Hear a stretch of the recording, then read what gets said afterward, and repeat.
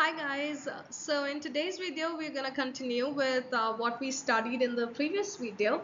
So in the last video I discussed with you about about Indo-European language family, and which was the last branch of family that we studied in Indo-European language family. It was Germanic language family.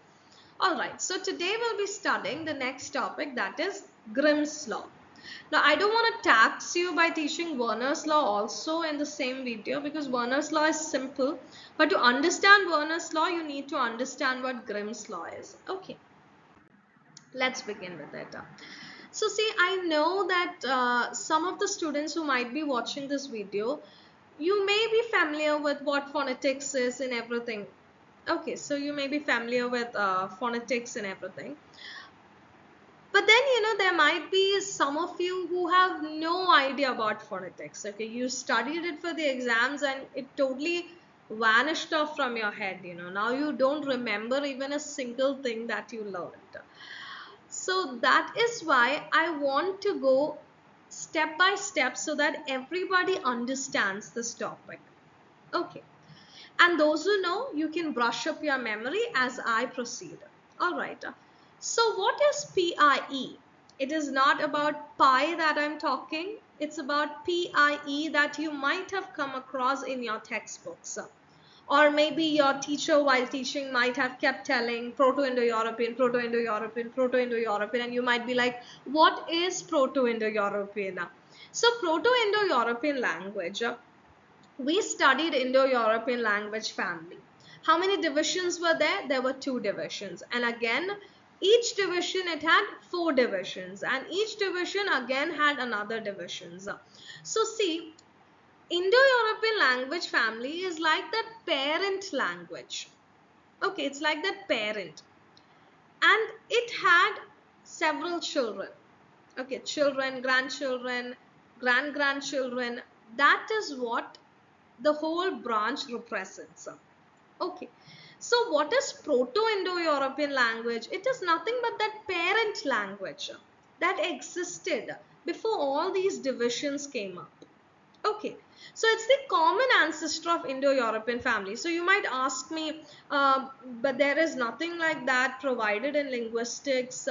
Does it also has grammar rules and words, a bank of vocabulary, just like all the other languages have? Then it is not directly attested by any written records. But linguistics study Proto-Indo-European language family by comparing the common similarities that are there between the descendants, between the children and the grandchildren language families that are there. Whatever similarities are there, they are categorized under this parent language called as Proto-Indo-European language family. I hope it is clear to you. So now that we know what Proto-Indo-European language family is, let's understand a few terms. So I want to talk with you about 6 terms. Okay, so before you study Grimm's law, if you do not know these 6 terms, then you're not going to understand Grimm's law. Okay, so the first term is aspirated sounds. See, in phonetics, how many types of sounds are there? There are 2 types of sounds. First one is vowel sounds. Second one is consonant sounds. So when you're trying to articulate certain consonant sounds, if there is an expulsion of air, then they are aspirated sounds. For example, if you try to pronounce the p sound in the word pin, p, pronounce it with me, p, there is an expulsion of air, right? Unaspirated sounds are when you're trying to articulate a sound and there is no expulsion of air. Then that is called as unaspirated sounds. For example, the p sound in spin, spin. See, there is no expulsion of air that is taking place. So that is unaspirated sound. The third term is voiced sounds. When you're articulating a sound or when you're trying to produce a sound, if your vocal cords vibrate, then that is voice sound. And if your vocal cords do not vibrate, then it is voiceless sound. So let's try to pronounce the words dog and cat. I want you all guys to take your fingers and to place it on your throat. Okay, and pronounce with me dog, dog. Now say cat, cat. Can you say both of them together? Dog, cat, dog, cat. Do you see that there is a vibration when you pronounce the word dog? Because the d sound makes your vocal cords vibrate. And when you are trying to pronounce cat, the k sound does not vibrate. So the sounds, when you are trying to produce them, and if your vocal cords vibrate, then they are voiced sounds, and if your vocal cords do not vibrate, then they are voiceless sounds. I hope it is clear to you guys. Okay. So now we understand the four terms. I hope it is clear. There are no doubts regarding it. Let's move on to the next two. The first one is plosives. Now see, it's quite easy to understand what plosives are. From the term itself, you understand that it is some explosion that it is talking about. So when you try to pronounce certain consonant sounds, there is an expulsion of air. But then you might say that is the same as aspirated. Why are we categorizing these consonant sounds under some term like plosives? There is a slight difference. In plosives, when you are trying to articulate the consonant sounds, it holds the air for a fraction of seconds and then there is an expulsion of air. Okay, those are plosives. There are two types of plosives, voiceless plosives and voiced plosives. Okay, now see, voiceless plosives, they are the consonant sounds. When you try to articulate them, there is an expulsion of air, but the vocal cords do not vibrate. What kind of plosives they are? They are p, t, k, or to easily remember them, p, t, k. Okay. Then we have voiced plosives. Can you make out the definition, or can you make out what voiced plosives are?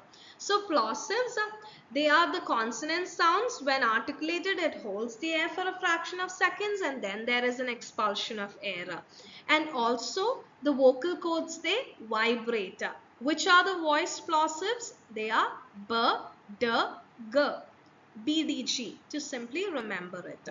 So let's try to pronounce and check, if they are really voiceless plosives and voiced plosives. So take your fingers, place it on your throat, and let's see.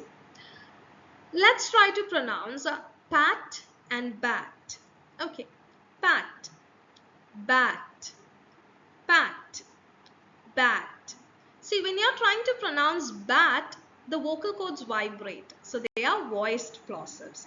Okay, so I hope it is clear to you.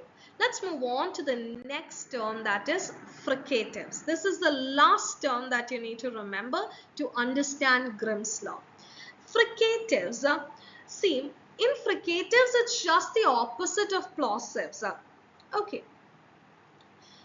When it comes to fricatives, the airflow is actually blocked. There is no expulsion of air. The airflow is blocked. Now see, when the airflow is blocked, it creates a friction. There is a turbulence. There is a hissing sound that is created. That is fricatives. Okay, now let's see it. So there are two types of fricatives. We have voiceless fricatives and we also have voiced fricatives. Can you make out what it means? Let's talk about voiceless fricatives.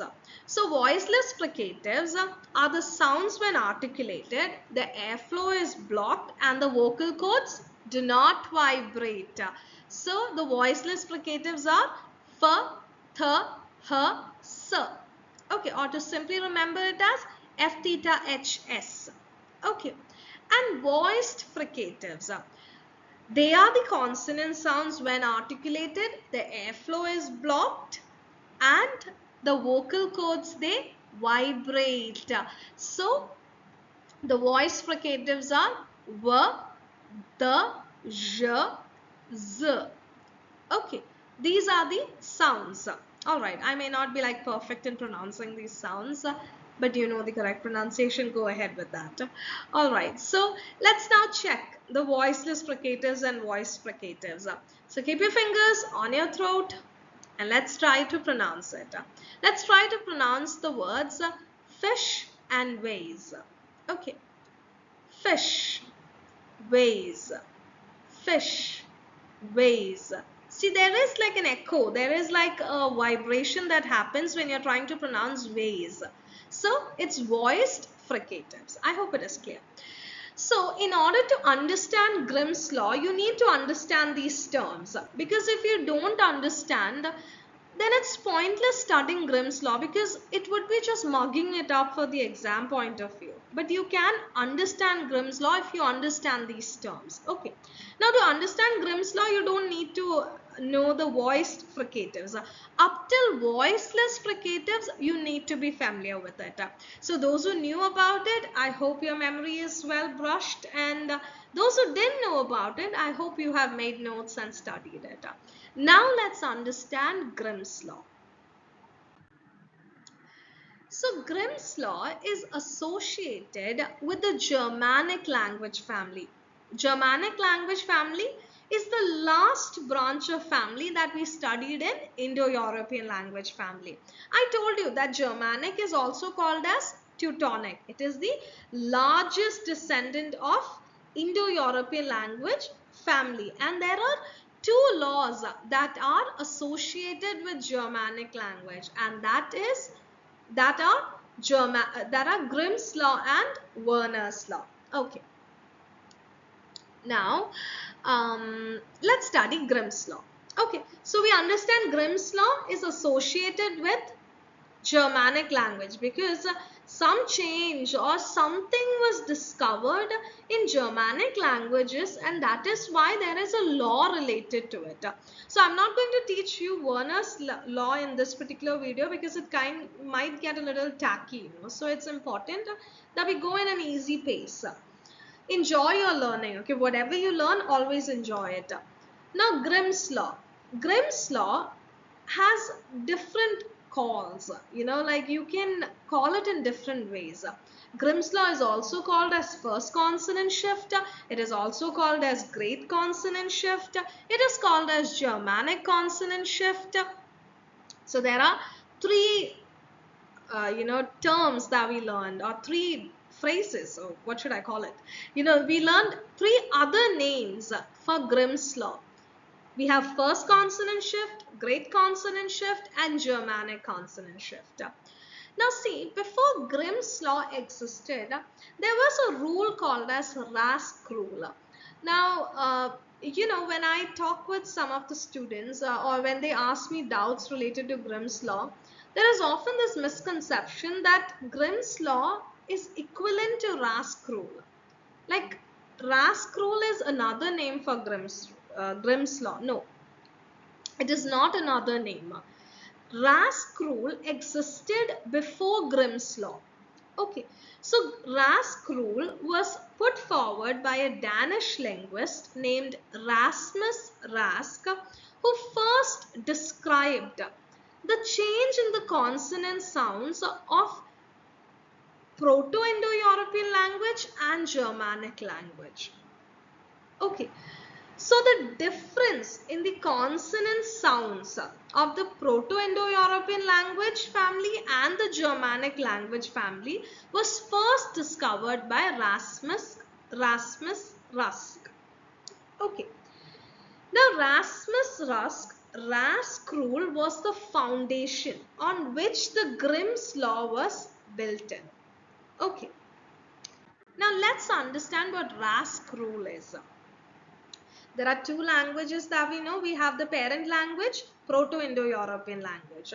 We have the Germanic language family also. See, when you are trying to articulate the sounds, for example, voiced stops. Okay, what are stops? Don't get confused. Stops are nothing but another name for plosives. Plosives are also called as stops. Now, when it comes to voiced stops, which were the voiced stops or which were the voiced plosives that we studied? It was b, d, g, bdg. In Proto-Indo-European language, the voice stops are aspirated. There is an expulsion of air when you try to pronounce or when you try to articulate, the voice stops. But in Proto-Germanic languages, Proto is nothing but the parent Germanic language. Okay. In that, the voice stops is unaspirated. There is no expulsion of air that takes place. So, if you try to pronounce the Proto-Indo-European aspirated voice stops, they are p, th, k. But in Germanic language, the voice stops are unaspirated, like b, d, g. Okay, there is not like a sudden explosion of air or anything happens, or there is in fact no explosion of air that takes place. Okay, so that is the difference between Proto-Indo-European language and Germanic language. So this first consonant shift or the change in the way how consonant sounds are pronounced was first discovered by Rasmus Rask. So he first discovered it in voice stops. So they are, in Proto-Indo-European language family, they are aspirated. But in Germanic, they are unaspirated voice stops. This is the difference that you need to keep in mind. And that is Rask rule. Let's see a few examples. So in Proto-Indo-European language, that is Sanskrit, if you're trying to pronounce Bharata, okay, Bharata is the Sanskrit word for brother in English. And English is a Germanic language which we know. Now, if we take the voice stops, BDG, in Sanskrit it is bha, tha, gha, like Bharata, Madhya, Khamsa. But in Germanic language, that is in English, the voiced plosives are as b, d, g. They are unaspirated. Brother, middle, goose. Okay. Do you understand the difference between it? Alright. Let's move further. So Rask rule was like a foundation and Grimm's law was built on this foundation. Alright. Now let's study Grimm's law.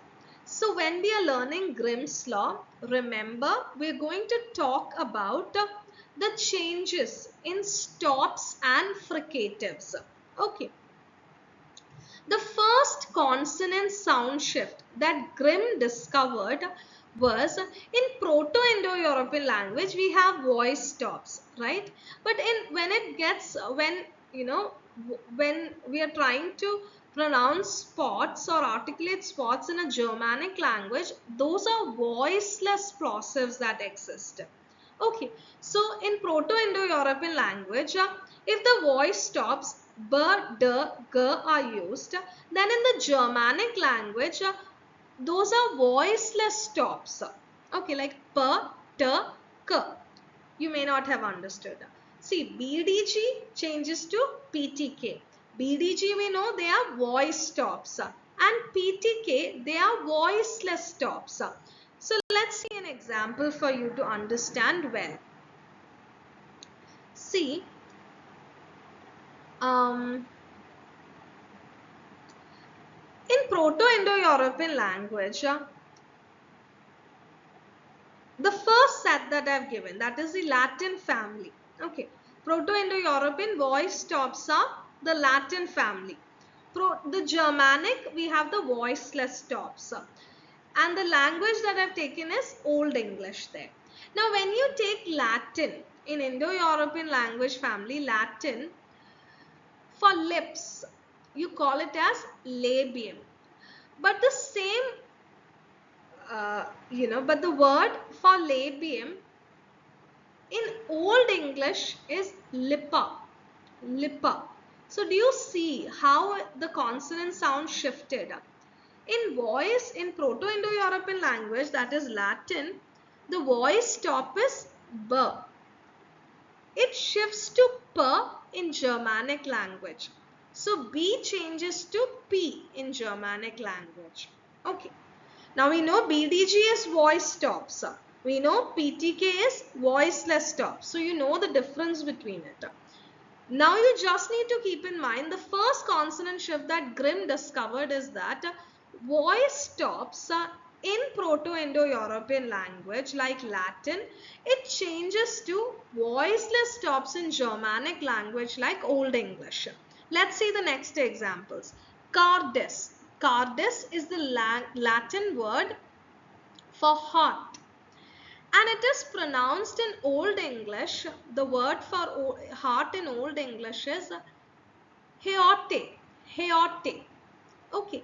So here the d sound, here the voiced stop d in Latin language, which comes under Proto-Indo-European language family, changes to t sound. That is a voiceless stop in Germanic language like Old English. So D changes to T.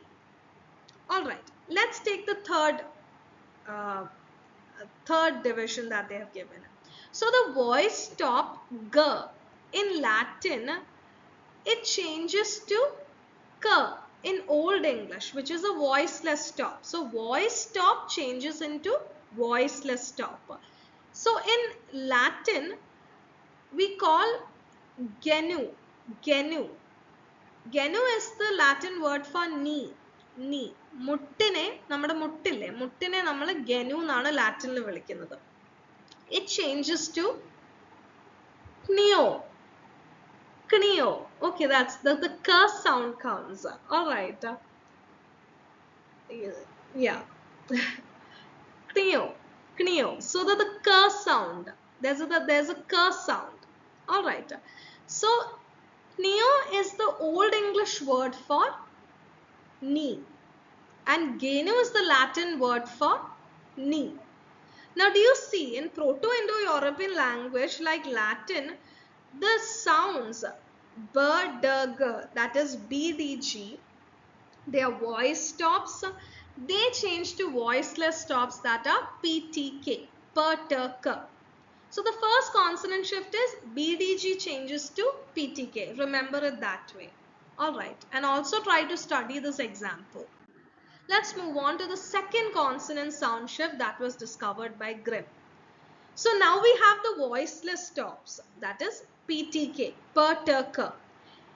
In Proto-Indo-European language, these voiceless stops are per, t, k. But in Germanic language, there is a shift of this voiceless stops to voiceless fricatives. That is f, th, h, f, th, h. So PTK changes to f, theta, h. That is voiceless fricatives. We know that f, th, h is voiceless fricatives. We are quite clear with that. So voiceless stops changes to voiceless fricatives. First, voiced stops changes to voiceless stops. Then voiceless stops changes to voiceless fricatives. Understand this difference. Okay. Now let's see the examples for the second consonant sound shift. What was the first consonant sound shift? It was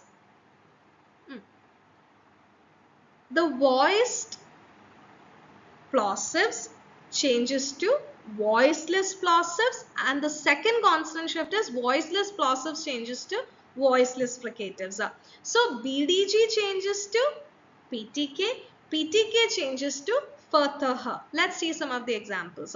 So Pitta. Pitta is a Sanskrit word that comes under Proto-Indo-European language. It is a voiceless plosive that we know. Now when in Germanic language like English, the English word for pitta is father. Do you see how the per sound changed to f, which is a voiceless fricative? Next, tress.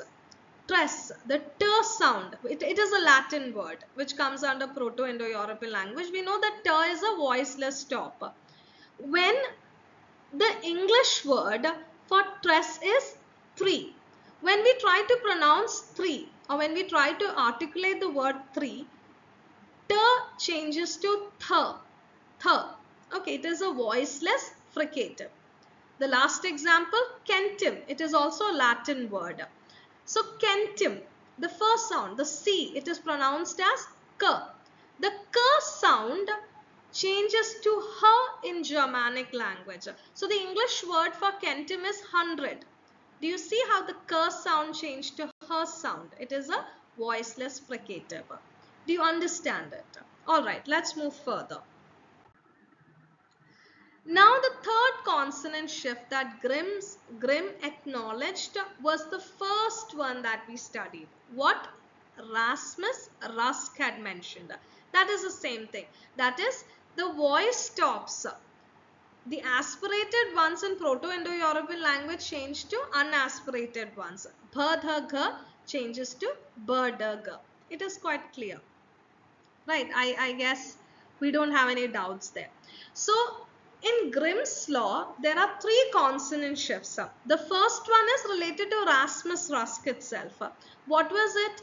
Rasmus Rusk rule, it was about stops, about the voiced stops. So in Proto-Indo-European language, the voice stops are aspirated, and in Proto-Germanic, they are unaspirated. Bh changes to bd. Then what is the second shift? These voiced stops in Proto-Indo-European language, they change into voiceless stops.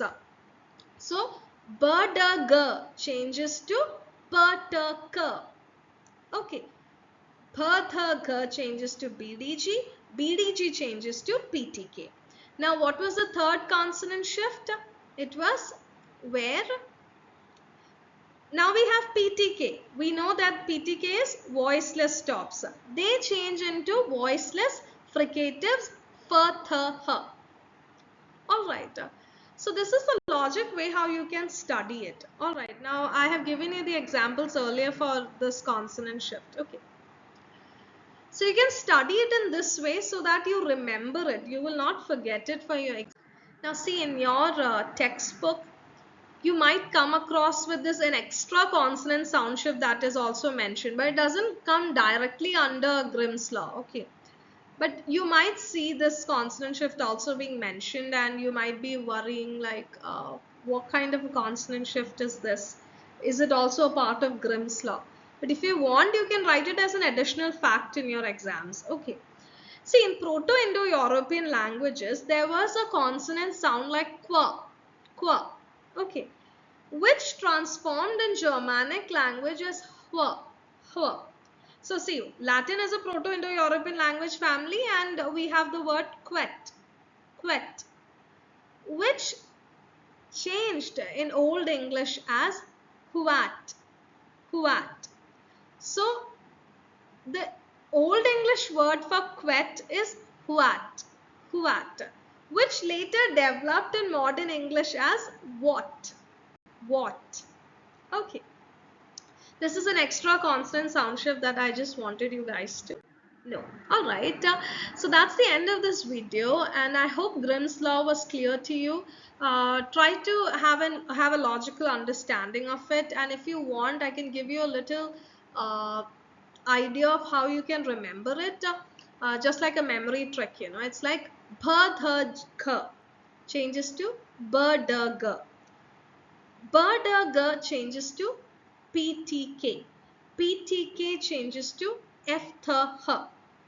If you can remember this chart, okay, like bh changes to bdg. Bdg changes to ptk. PTK changes to F theta H.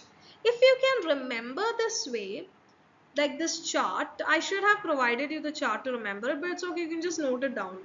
If you can remember it in this way, then it will be very easy to write Grimm's law. You know what the consonant sounds are called, what BDG is called, what PTK is called, what F the H is called, and everything, you know it. So it won't be very difficult for you to like kind of memorize it. Okay, so I just want you guys to study Grimm's law well and not to be confused about it anymore, because you know, whenever I talk with students, I hear a lot of confusions that they have, you know, and so that's why I wanted to create a video so that I could clarify it all. All right, so thank you so much. And I just wanted to share this picture of mine. I talk a lot about whatever I teach, but I never get, I kind of don't share much about me, and so I just wanted to share with you all. I don't know how many of you watched this video. I don't know if there are people who even watch this video, but when I get those 4 or 5 likes, I'm like, yeah, somebody is watching it. Or they might be my friends also who might be putting a like. But if there are any students who are watching it, I just wanted to share this video with you guys, this photo with you guys. And the wallpaper on my laptop is of Totoro. So do you know who Totoro is? He's a character from the Ghibli studio. So if there is anybody who watches Ghibli studios, please do comment down below. And you can also recommend me some of the animes that you would like me to watch. Okay, so the next video we'll talk about Werner's Law, because I guess you might have been a lot exhausted by studying Grimm's Law now.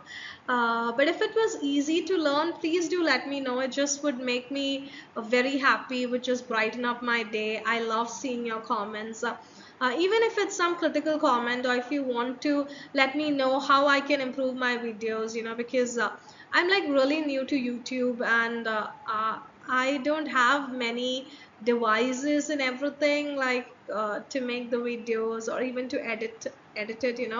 I just do it in the most simple way. I make some slides and I record the video, I upload it onto YouTube. That's how I usually do it. But if you've got some easy way on how I can develop it and everything, do let me know about it. Okay, so I know that this picture is nothing great and all, but it just is a little close to my heart, because I took this photo right after my thesis defense. So I just felt like I wanted to share it over here. Thank you so much and have a wonderful day ahead.